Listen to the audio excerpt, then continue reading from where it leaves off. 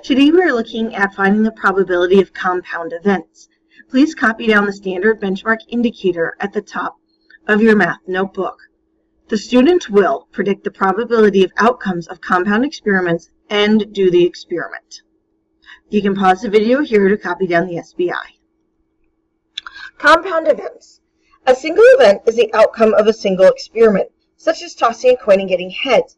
A compound event is a combination of two or more single events, such as tossing a coin and getting heads, and then rolling a 6 on a number cube. To find the probability for a compound event, first calculate the number of possible outcomes. Then calculate the number of ways the compound event can happen. The probability is a ratio of these values.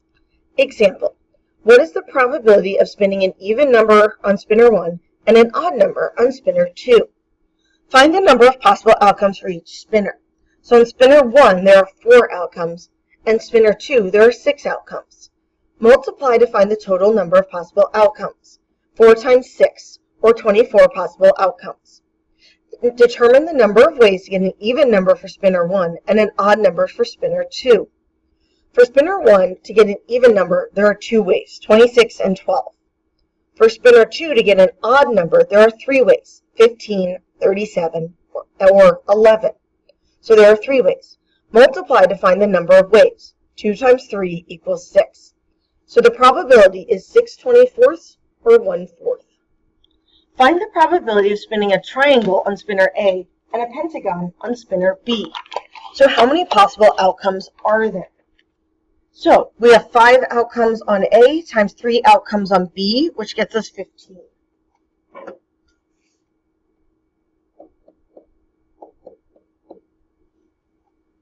How many ways can you spin a triangle on spinner A? There are 3 possible ways. There are 3 triangles.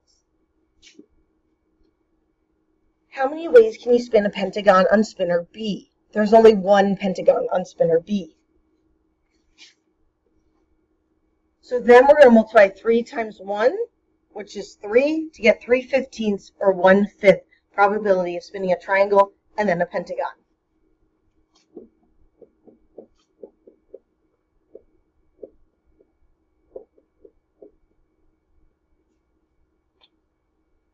Use spinners A and B for the following exercises. E, find the probability of spinning a circle on A and a hexagon on B. We look at A, there is 1 circle on A, and there are 2 hexagons on B.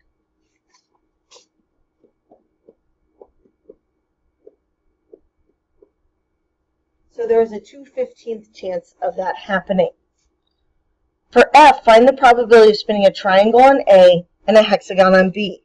So you know there are 3 triangles on A, 2 hexagons on B.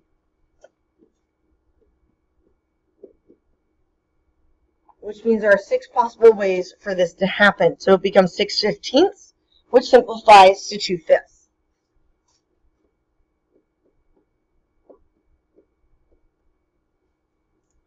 Then for G, find the probability of spinning a square on A and a triangle on B. Well, there's 1 square on A, but there are no triangles on B, so there is no possibility of this happening. So it's just 0.